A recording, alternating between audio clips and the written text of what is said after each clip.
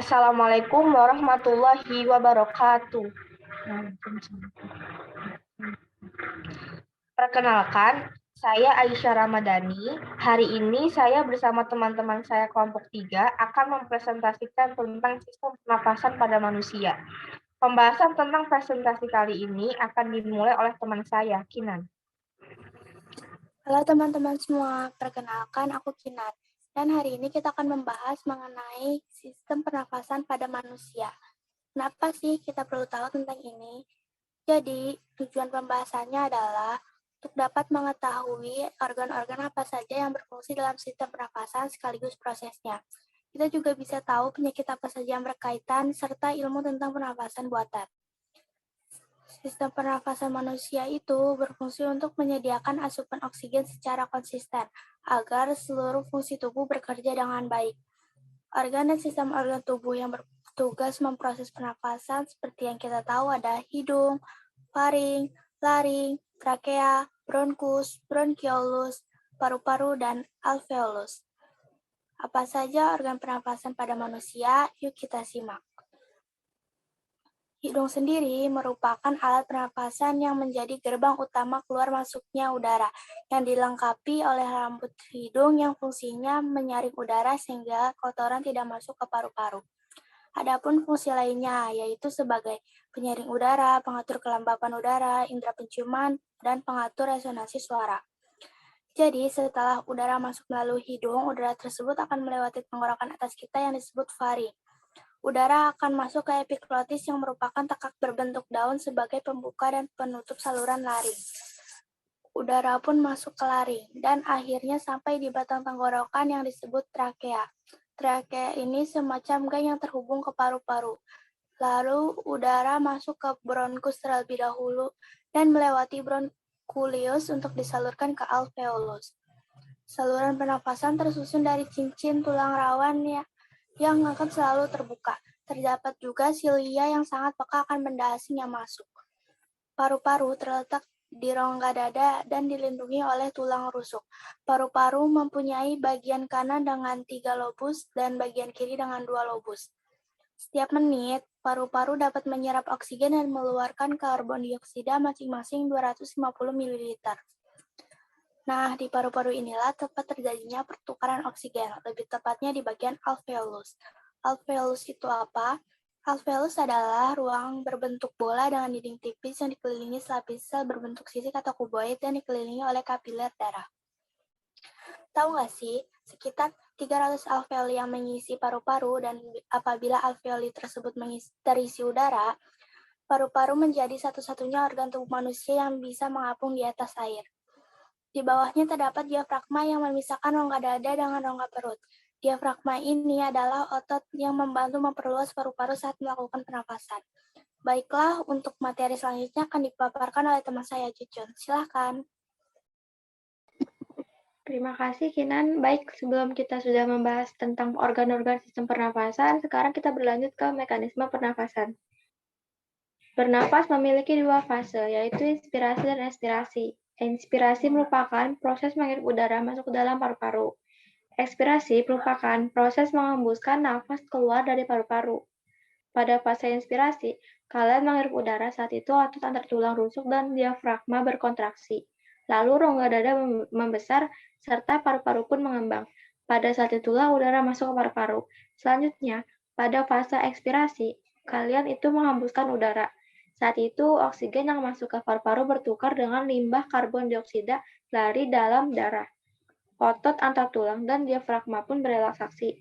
Rongga dada kembali normal, dan udara pun keluar. Oke, tadi kan kita sudah tahu tentang mekanisme pernapasan itu seperti apa. Sekarang kita akan mengetahui proses pertukaran oksigen dan karbon dioksida di dalam paru-paru itu bagaimana. Jadi, pertukaran oksigen dan karbon dioksida itu terjadi melalui proses difusi. Ini terjadi karena perbedaan dari tinggi ke rendah. Dan di saat inilah terjadinya pertukaran gas oksigen dengan karbon dioksida secara serentak. Apa itu proses difusi? Difusi merupakan proses perpindahan zat dari konsentrasi tinggi atau pekat ke konsentrasi rendah atau encer, sehingga partikel tersebut rata. O2 terdifusi dari udara ke darah atau kapiler paru-paru untuk diedarkan ke seluruh tubuh karena konsentrasi O2 di darah lebih tinggi dibanding di jaringan tubuh. Termasuk mitokondria ini, respirasi intraseluler perbandingannya yaitu 105 banding 40 mmHg. Respirasi intraseluler menghasilkan zat-zat sisa yaitu CO2. Tekanan CO2 di jaringan tubuh lebih tinggi daripada di alveolus, sehingga CO2 terdifusi ke dalam kapiler darah dan diangkat ke alveolus.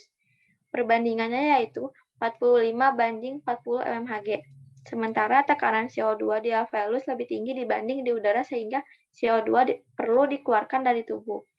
Nah, teman-teman bisa lihat di gambar arah proses difusi yang terjadi di alveolus, yakni difusi oksigen dari udara dalam alveolus ke kapiler darah dan difusi karbon dioksida dari kapiler darah ke udara. Kita berlanjut ke frekuensi. Frekuensi bernafas adalah jumlah nafas yang diambil per menit.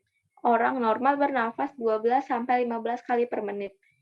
Frekuensi bernafas dapat dipengaruhi oleh jenis kelamin, aktivitas, dan usia. Pada umumnya wanita, bayi, dan balita serta orang tua memiliki frekuensi bernafas lebih banyak disebabkan volume paru-paru mereka yang relatif kecil. Adapun hal-hal yang menyebabkan frekuensi bernafas naik yaitu berlari, menahan nafas, berada di ruang sempit, kekurangan oksigen, dan merasa marah, takut, ataupun terkejut. Volume paru-paru adalah kapasitas kemampuan paru-paru dalam menampung udara saat bernafas berlangsung. Dalam keadaan normal, kedua paru-paru dapat menampung udara sebanyak 6 liter, sementara kapasitas paru-paru kita adalah 4,8 liter, sebagai udara yang dapat dimanfaatkan untuk pernafasan. Jika kita melakukan inspirasi maksimum, udara akan masuk ke sekitar 4,8 liter. Dan jika kita melakukan aspirasi maksimum, udara akan keluar sebanyak 4,8 liter. Sementara di paru-paru masih tersisa udara residu sekitar 1,2 liter. Itulah yang menjadikan volume paru-paru kita adalah 6 liter. Untuk setiap individu, kapasitas paru-parunya bisa berbeda-beda ya teman-teman. Nah, pernapasan manusia dapat terganggu oleh penyakit dan kelainan organ pernapasan juga.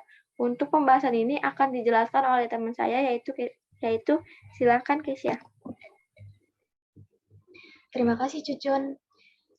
Baik, sekarang kita akan mengetahui tentang penyakit apa saja yang bisa muncul dari sistem pernapasan. Jadi, penyakit atau kelainan sistem pernapasan dapat menyebabkan yang namanya hipoksia, yaitu suatu kondisi saat jaringan tubuh kekurangan oksigen. Hipoksia bisa disebabkan oleh beberapa penyakit berikut, seperti tuberkulosis, pneumonia, bronkitis, asma, emfisema, kanker paru-paru, dan lainnya masih banyak lagi. Sekadar info, pada 2014 silam, penyakit asma pernah menjadi penyebab kematian tertinggi ke-13 di Indonesia loh. Ini diambil menurut data WHO. Untuk itu, kita perlu senantiasa sadar akan menjaga paru-paru kita tetap sehat. Bukan hanya paru-paru saja loh ya, tetapi juga organ dan sistem pernapasannya. Berikut saran-saran mengenai cara menjaga sistem pernapasan. Yang pertama, olahraga teratur, seperti jalan pagi, senam, dan berlari atau aktivitas lain yang akan melatih paru-paru melakukan pernapasan dengan baik.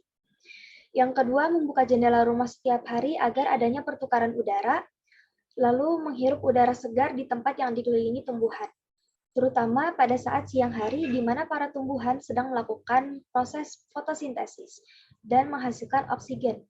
Selanjutnya, menanam pohon di lingkungan sekitar, tidak terlalu lama berada di ruang bahan kimia, karena bahan kimia bersifat mudah menguap, sehingga apabila dihirup akan merusak paru-paru. Namun, ini bisa dinetralkan dengan cara meminum susu. Lalu tidak merokok. Seperti yang kita tahu, merokok ini banyak sekali menjadi penyebab pada penyakit pernapasan. Cara lainnya bisa dengan memperbanyak minum air mineral untuk menghindari dehidrasi dan memperhatikan asupan zat gizi. Adapun pembahasan tentang pernapasan buatan. Pernapasan buatan atau CPR yang kepanjangannya cardiopulmonary resuscitation sangat penting untuk menolong orang yang berhenti bernapas akibat kecelakaan untuk menghindari kematian. Langkah-langkah melakukan pernapasan buatan ini yang pertama, pastikan korban dalam keadaan telentang. Kedua, Letakkan kedua telapak tangan yang ditupuk di atas tengah dada. Ketiga, posisi sikut lurus dan bahu berada tepat di atas tangan. 4. Tekan dada sedalam 5 cm sebanyak 30 kali dengan kecepatan 1-2 tekanan per second. Gunakan kekuatan tubuh bagian atas selain lengan ya. Keenam, jika diperiksa dan korban belum bisa bernapas normal, lakukan pernapasan buatan dengan metode mulut ke mulut. Baik, untuk pembahasan mengenai sistem pernapasan pada manusia kali ini telah selesai. Kami harap teman-teman semua dapat memahami apa yang kami jelaskan. Kurang lebihnya kami mohon maaf, serta terima kasih karena sudah mendengarkan presentasi kami dengan baik. Dengan itu presentasi ini akan saya kembalikan kepada MC Aisyah. Saya persilakan. Baik, terima kasih kepada teman-teman pemateri saya yang sudah memaparkan tentang sistem pernapasan pada manusia.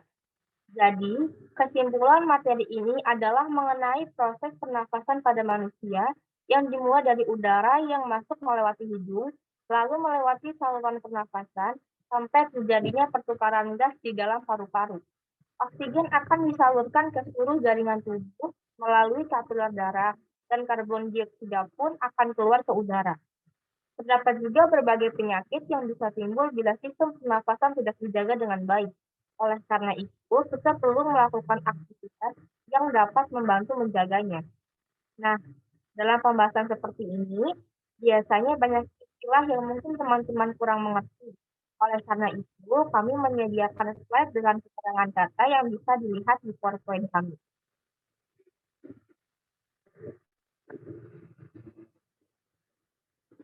Baik, disinilah akhir presentasi kami. Ada gadis lagi kasmaran, pulang sekolah dikasih surat, jaga selalu sistem pernapasan, jaga tubuh tetap sehat. Terima kasih kepada Bu Hazami dan teman-teman. Semoga pembahasan ini dapat dengan mudah dimengerti, serta bermanfaat untuk pembelajaran kita semua. Saya Aisyah Ramadhani bersama Saya Keisha. Saya Kina. Saya Jujun. Kami mengucapkan wassalamualaikum warahmatullahi wabarakatuh.